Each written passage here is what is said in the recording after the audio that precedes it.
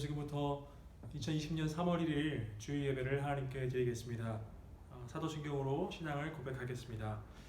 전능하사 천지를 만드신 하나님 아버지를 내가 믿사오며 그 외아들 우리 주 예수 그리스도를 믿사오니 이는 성령으로 잉태하사 동정녀 마리아에게 나시고 본디오 빌라도에게 고난을 받으사 십자가에 못 박혀 죽으시고 장사한 지 사흘 만에 죽은 자 가운데서 다시 살아나시며 하늘에 오르사 전능하신 하나님 우편에 앉아 계시다가 저희로서 산자와 죽은 자를 심판하러 오시리라. 성령을 믿사오며 거룩한 공예와 성도가 서로 교통하는 것과 죄를 사하여 주시는 것과 몸이 다시 사는 것과 영원히 사는 것을 믿사옵나이다. 아멘. 네, 우리 이 시간엔 예배를 위해서 제가 기도하도록 하겠습니다. 하나님 감사합니다. 거룩한 주일, 일주일 가운데 구별된 날 우리가 비록 함께 한자리에 모이지 못하였지만 이렇게라도 하나님께 예배할 수 있게 하심에 주님 감사합니다. 주님, 이 땅이 많이 고통받고 있는 가운데 있습니다. 주님, 이 땅을 불쌍히 여기시고 속히 바이러스 사태가 종식되어질 수 있도록, 속히 해결되어질 수 있도록 주님께서 아버지 붙들어 주시옵소서. 하나님, 또한 이번 일로 말미암아 우리의 주일 예배가 흐트러지지 않기를 간절히 원합니다. 하나님의 예배하는 자로서 그 본분을 잘 지키며 살아갈 수 있도록 우리 학생들과 우리 선생님들 주님 지켜주시옵소서. 오늘 우리가 함께 주님께 예배하오니 우리의 이 예배 주님 기쁘게 받아주시옵소서. 감사합니다. 이 모든 말씀 예수님의 이름으로 간절히 기도드립니다. 아멘. 네, 우리 오늘 함께 읽으실 말씀은요, 함께 볼 말씀은 로마서 2장 17절에서 29절까지 말씀입니다. 로마서 2장 17절에서 29절까지 말씀입니다. 신약성경 241페이지 부근에 있습니다. 로마서 2장 17절에서 29절까지 말씀입니다. 네, 제가 대표로 봉독하겠습니다. 유대인이라 불리는 내가 율법을 의지하며 하나님을 자랑하며 율법의 교훈을 받아 하나님의 뜻을 알고 지극히 선한 것을 분간하며 맹인의 길을 인도하는 자요 어둠에 있는 자의 빛이요 율법에 있는 지식과 진리의 모본을 가진 자로서 어리석은 자의 교사요 어린아이의 선생이라고 스스로 믿으니 그러면 다른 사람을 가르치는 내가 내 자신은 가르치지 아니하느냐? 도둑질하지 말라 선포하는 내가 도둑질하느냐? 간음하지 말라 말하는 내가 간음하느냐? 우상을 가증히 여기는 내가 신전 물건을 도둑질하느냐? 율법을 자랑하는 내가 율법을 범함으로 하나님을 욕되게 하느냐? 기록된 바와 같이 하나님의 이름이 너희 때문에 이방인 중에서 모독을 받는도다. 내가 율법을 행하면 할례가 유익하나 만일 율법을 범하면 내 할례는 무할례가 되느니라. 그런즉 무할례자가 율법의 규례를 지키면 그 무할례를 할례와 같이 여길 것이 아니냐. 또한 본래 무할례자가 율법을 온전히 지키면 율법 조문과 할례를 가지고 율법을 범하는 너를 정죄하지 아니하겠느냐. 무릇 표면적 유대인이 유대인이 아니요 표면적 육신의 할례가 아니니라. 오직 이면적 유대인이 유대인이며 할례는 마음에 할지니 영에 있고 율법 조문에 있지 아니한 것이라. 그 칭찬이 사람에게서가 아니요 다만 하나님에게서니라. 아멘. 네, 오늘 말씀은요, 껍데기와 알맹이라는 제목으로 하나님 말씀 증거하도록 하겠습니다. 오늘은 한 가지 질문으로 말씀을 시작해 보려고 하는데요. 여러분, 껍데기가 있고 그리고 알맹이가 있습니다. 이 두 가지 중에서 어떤 것이 더 중요할까요? 껍데기가 있고요, 알맹이가 있습니다. 이 둘 중에서 어떤 것이 더 중요할까요? 물론 껍데기보다는 알맹이가 더 중요하겠지라고 여러분들이 얘기하겠구나라고 생각하시는 분들이 있을 텐데요. 네, 맞습니다. 그런데 세상은 어떻게 생각할까요? 세상은 껍데기가 중요하다고 말할까요? 알맹이가 중요하다고 말할까요? 알맹이가 중요하다고 얘기하지만 껍데기도 그 못지않게 중요하다고 이야기를 합니다. 한 가지 예를 들어볼까요? 소개팅에 나간 자리에서 가장 먼저 상대방이 나를 보는 게 뭘까요? 나의 외모이겠죠. 그죠? 나의 껍데기, 외모일 것입니다. 한 사람의 어떤 그런 이미지는 그 사람의 외모로부터 형성되기 마련이죠. 그래서 그 사람의 외모를 가장 먼저 볼 것입니다. 한 가지 더 예를 들어 볼까요? 회사에 면접에 나가면 면접관이 가장 먼저 면접생을 보는 게 뭐죠? 마찬가지로 면접생의 외관, 외모, 껍데기입니다. 그렇기 때문에 세상 사람들 그리고 우리 역시 알맹이도 중요하지만 껍데기도 알맹이 못지않게 중요하다. 혹은 알맹이보다 일단은 껍데기이기 때문에 껍데기가 더 중요하다라고 말을 하기도 합니다. 자, 그렇다면 하나님께서는 어떨까요? 하나님께서는 껍데기가 중요하다고 여기실까요? 알맹이가 중요하다고 여기실까요? 알맹이겠죠. 여러분은 다 알고 계실 것입니다.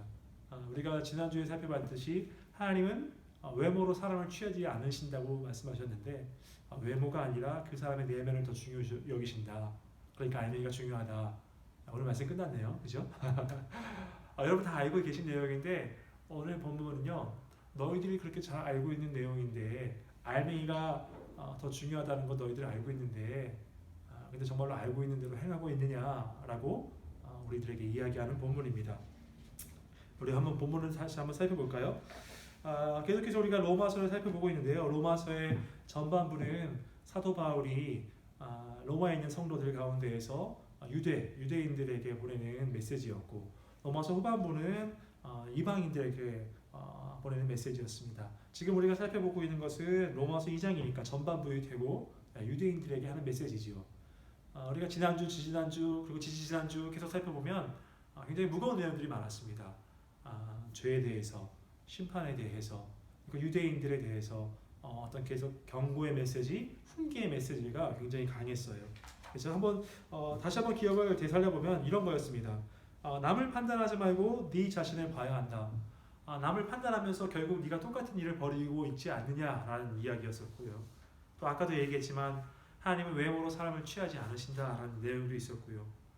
그리고 당시 유대인들은 하나님께 선택받은 백성으로서 어떤 그 선민의식을 가지고 내가 율법을 가지고 있다는 것에 굉장히 자부심을 느끼면서 근데 이 율법을 자신의 내면을 살펴보고 고치는 것이 아니라 누군가를 이렇게 보여주면서 누군가를 판단하는 도구로 삼았다. 그런 말씀도 함께 나눴습니다. 그래서 율법을 듣는 자가 아니라 율법을 행하는 자라야 의롭다 하심을 받느니라 라는 말씀도 사도 바울이 했습니다. 계속해서 우리에게 무엇인가 찔림을 주는 이야기였습니다. 나를 뒤돌아보게 하는 이야기였지요. 그럼 오늘 본문은 어떨까요? 오늘 본문 역시 찔림을 주는 이야기일까요? 그런데 오늘 본문 말씀을 보니까 처음에는 굉장히 칭찬, 굉장히 좋은 내용으로 시작합니다. 우리 17절 함께 볼까요? 17절 유대인이라 불리는 내가 율법을 의지하며 하나님을 자랑하며 굉장히 좋은 내용이죠. 유대인이라고 불리는 네가 율법을 의지한다고 얘기합니다. 좋은 내용 아닌가요? 그리고 하나님을 자랑하며 좋은 내용입니다. 계속해서 보겠습니다. 율법의 교훈을 받아 하나님의 뜻을 알고 지극히 선한 것을 분간하며 맹인의 길을 인도하는 자요 어둠에 있는 자의 빛이요 율법에 있는 지식과 진리의 모본을 가진 자로서 굉장히 좋은 내용입니다.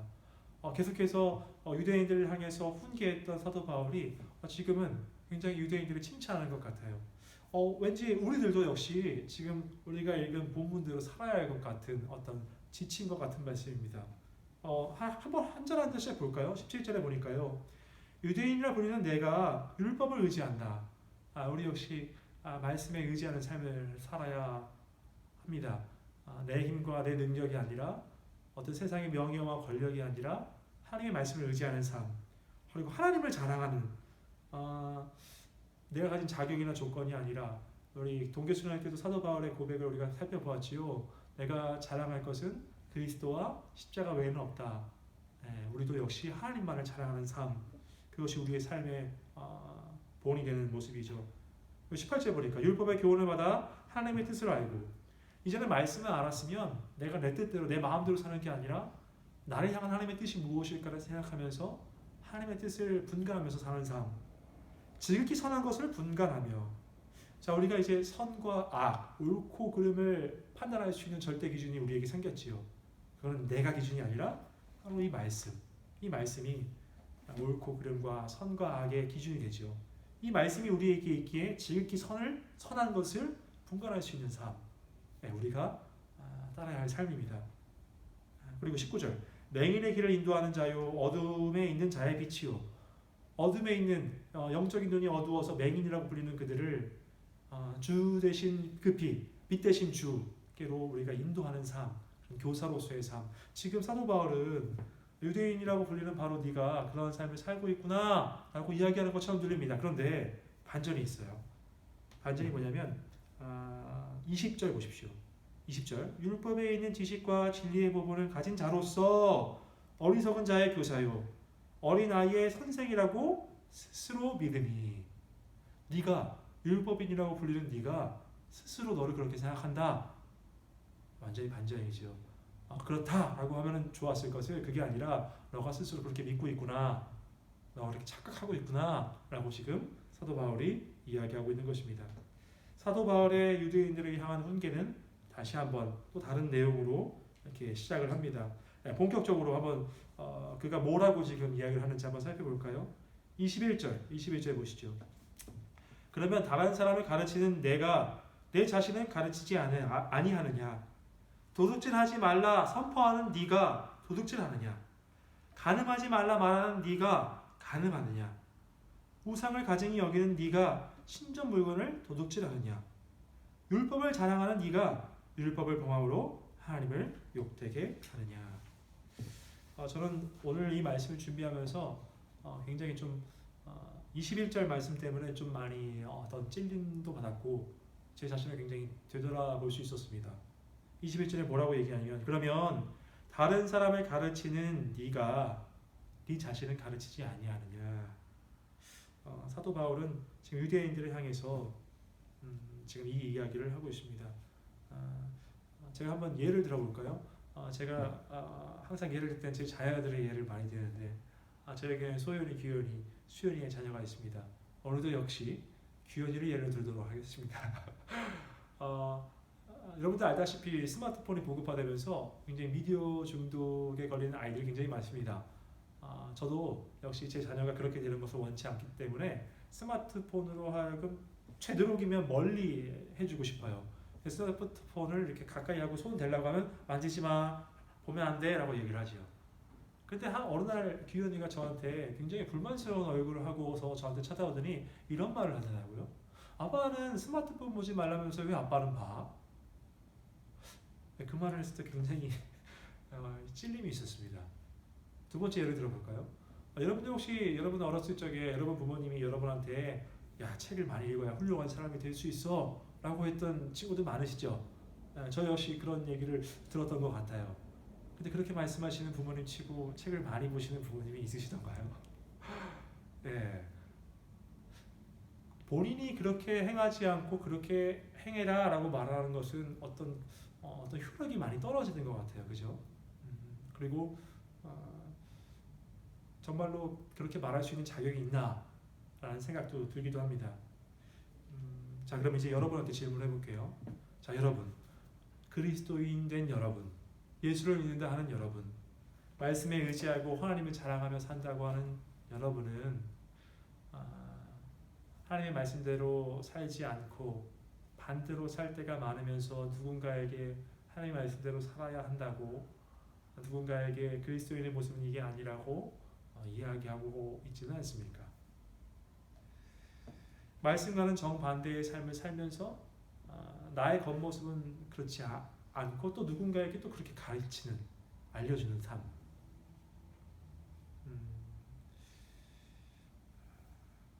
오늘날 그리스도인들이 세상에서 그리고 교회가 많이 이렇게 질타를 받습니다. 욕을 먹기도 해요. 근데 그 이유는 이렇습니다. 세상 사람들이 그리스도를 볼 때 너는 좀 다를 줄 알았는데, 너는 좀 거룩하다 말하고 구별되다 말하니까 넌 나랑 다를 줄 아는데 뭐야, 너 똑같구나, 아니 나보다 더 심하네 라고 이렇게 볼 때에 실망을 하게 되고 그럴 때 그리스도인들 욕하게 되는 것이죠. 근데 사도 바울은요, 지금 오늘 말씀 우리 좀 내려와서 23절 보니까요, 율법을 자랑하는 내가 율법을 범함으로 하나님을 욕되게 하느냐라고 얘기합니다. 율법 대신에 말씀이라고 바꿔서 읽어볼까요?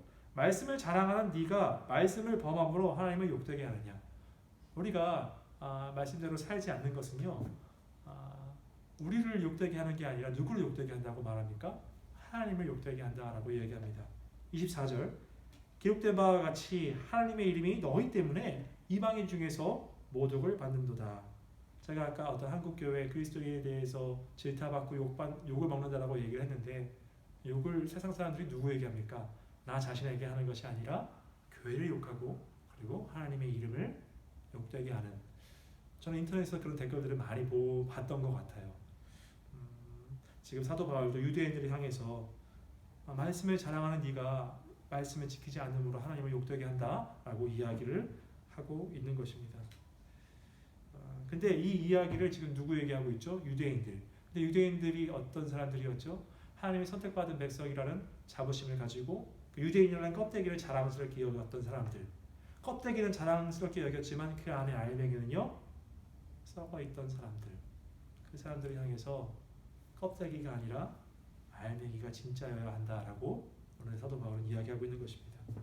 자, 그러면서 껍데기와 알맹이 중에서 진짜는 알맹이야 라고 이야기하면서 사도 바울이 한 가지 단어를 끄집어냅니다. 그것은 바로 할례라는 단어였습니다. 할례. 여러분, 유대인들이요 가장 자랑스럽게 여겼던 것이 두 가지가 있었어요. 첫 번째는요, 우리가 지금까지 살펴본 것처럼 율법, 하나님의 말씀이었어요. 이 말씀은 다른 민족에게 주어지지 않고 유대인들에게 주어졌기 때문에 이 말씀을 가지고 있는 것만으로도 굉장한 자부심을 가지고 있었습니다. 첫 번째는 율법이었어요. 두 번째는 뭘까요? 두 번째는 할례라는 것이었습니다. 여러분, 할례라는 것을 아십니까? 할례에 대해서 좀 설명을 드리겠습니다. 할례라는 것은요, 간단하게 말해서 내가 하나님의 선택받은 백성, 하나님의 소유된 백성이라는 것에 대한 표시를 자기 육체에 하는 것을 뜻합니다. 그러니까 다시 말해서 나는 유대인이다라고 하는 표식이 자기 몸에 있는 것이에요. 자, 요거를 한번 살펴보기 위해서 우리가 창세기로 가서 좀 살펴보려고 하는데요. 창세기 17장 10절에서 11절까지 말씀을 좀 보려고 합니다. 할례, 어떻게 해서 할례가 시작되었는지 제가 읽어드릴게요. 너희 중에 남자는 다 할례를 받으라. 이것이 나와 너희와 너희 후손 사이에 지킬 내 언약이니라.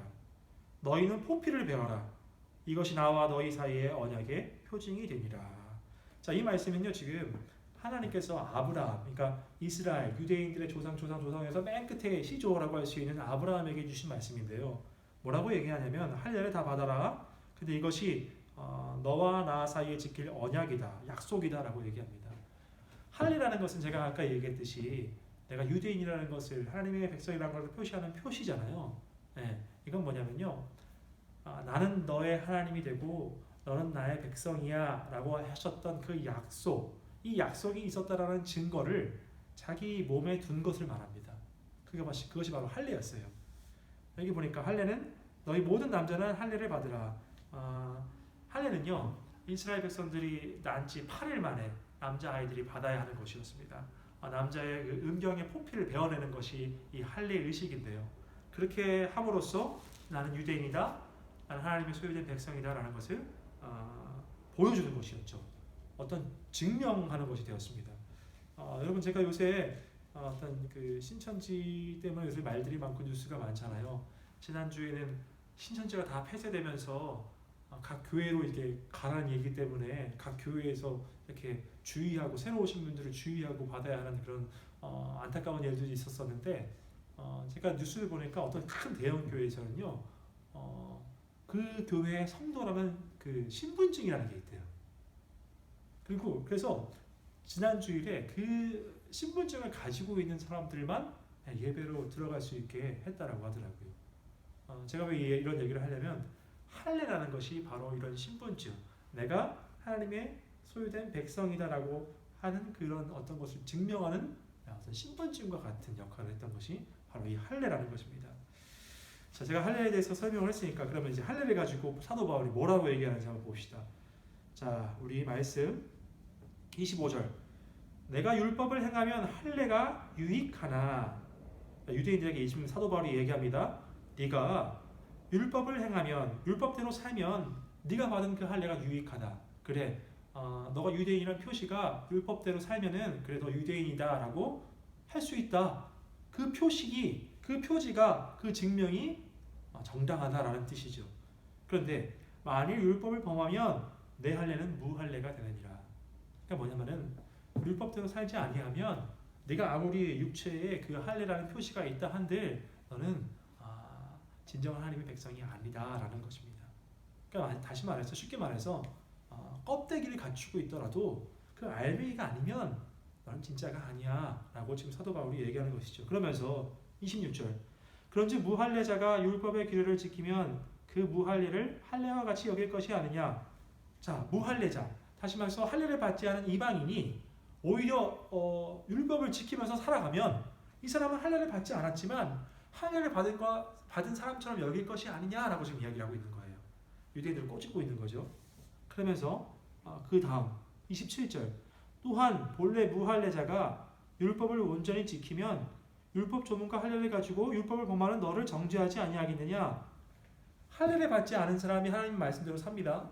근데 이 사람이 할례를 받은 사람이 가서 너는 왜 말씀대로 살지 않니? 라고 오히려 표식을 가지고 있지만 껍데기를 가지고 있지만 내용이 알맹이가 있지 않은 사람한테 가서 정죄할 수 있지 않겠느냐라고 사도 바울이 이야기를 하고 있는 것입니다.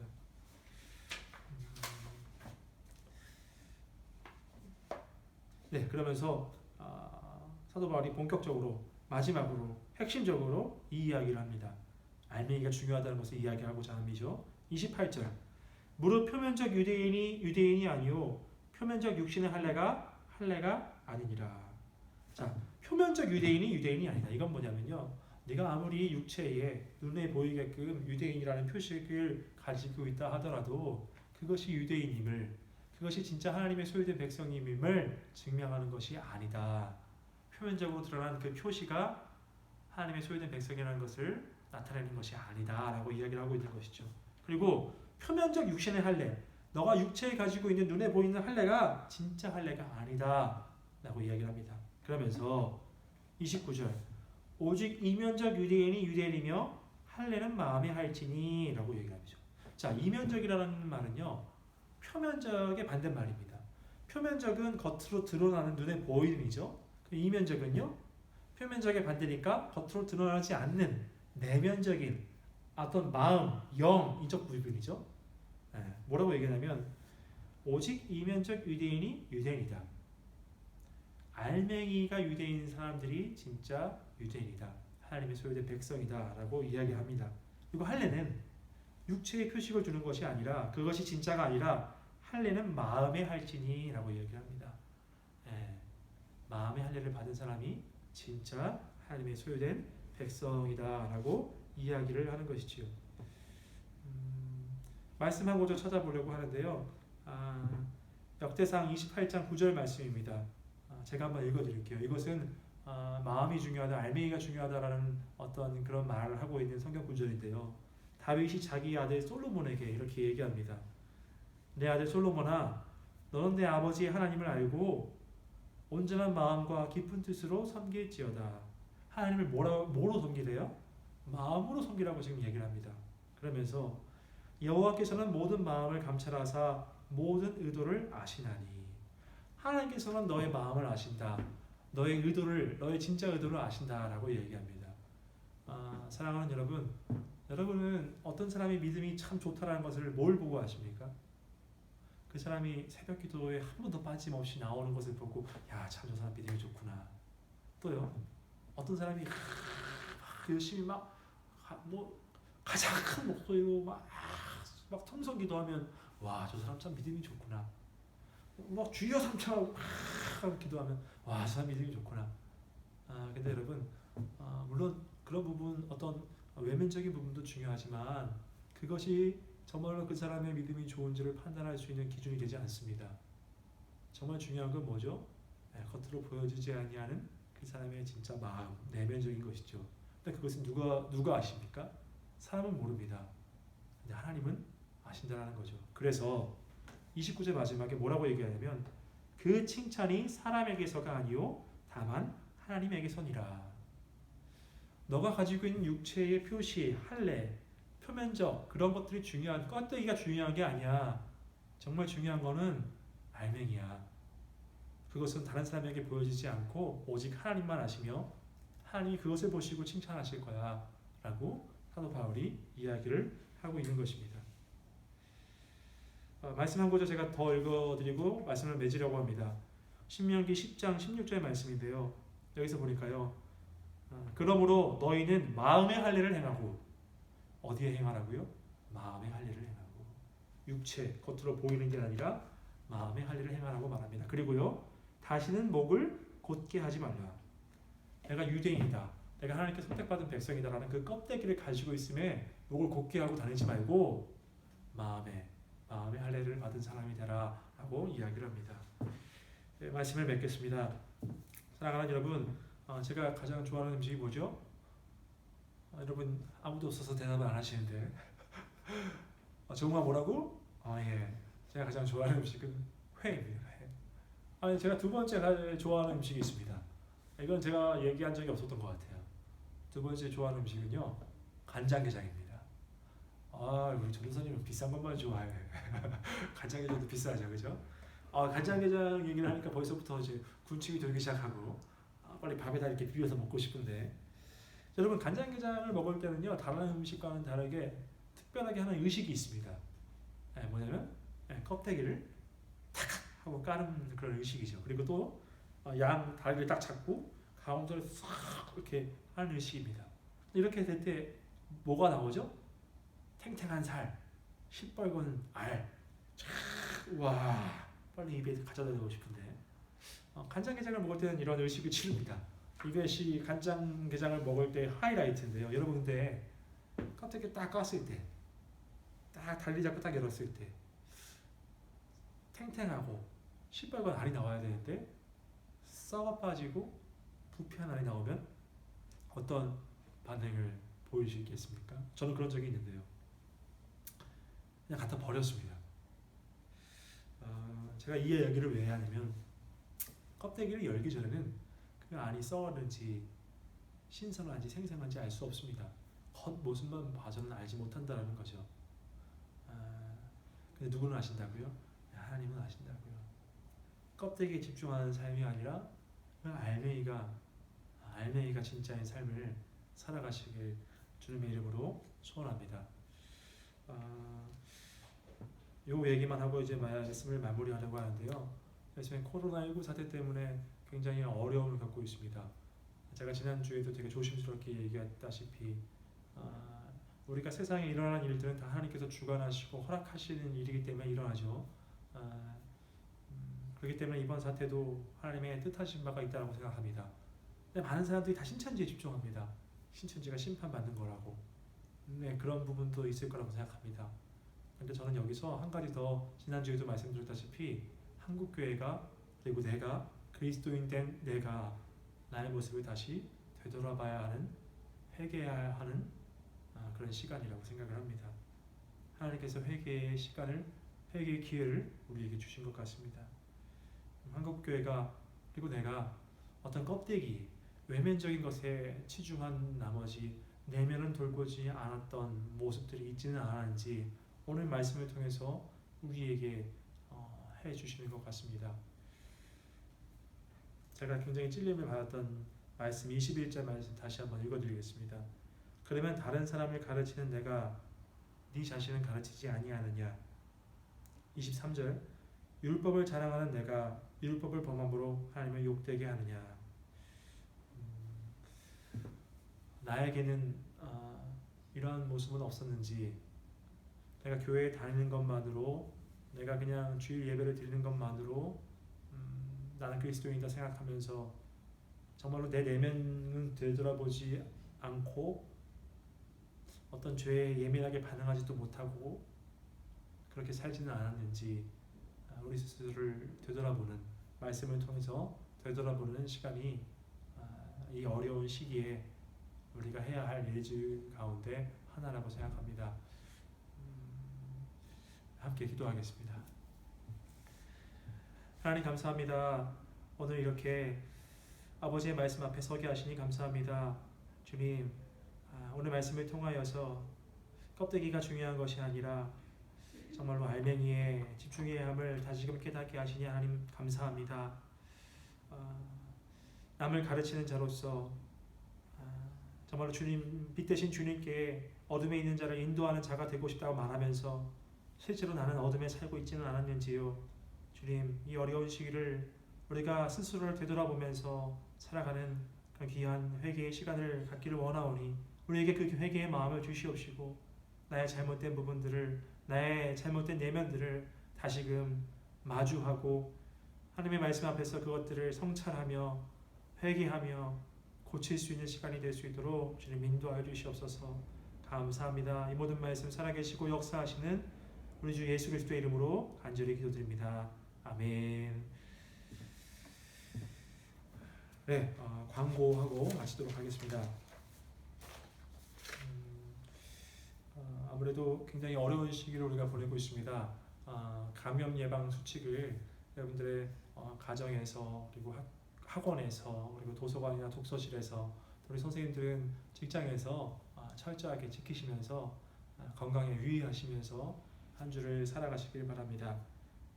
그리고 아까 제가 말씀에서 얘기한 것처럼 아무래도 우리 학생들은 제가 연락을 좀 해보니까 혼자서 방에 있는 시간이 굉장히 많다라고 하더라고요. 그래서 공부할 수 있는 시간이 많아져서 힘들다라고 얘기하는데 우리가 이럴 때일수록 예배하기도 어려운 이때일수록 오히려 더 말씀 앞에 그리고 기도하는 시간을 가졌으면 좋겠습니다. 이 시간을 그런 시간으로 잘 사용하시길 바랍니다. 마지막으로 3월 8일 다음 주 주일 예배는요, 우리가 추위를 지켜보고 교회에서 결정하기로 하였습니다. 결정되는 대로 제가 선생님들을 통해서 전달을 드리도록 하겠습니다. 그리고 마지막으로 주일 예배의 헌금에 대한 부분인데요.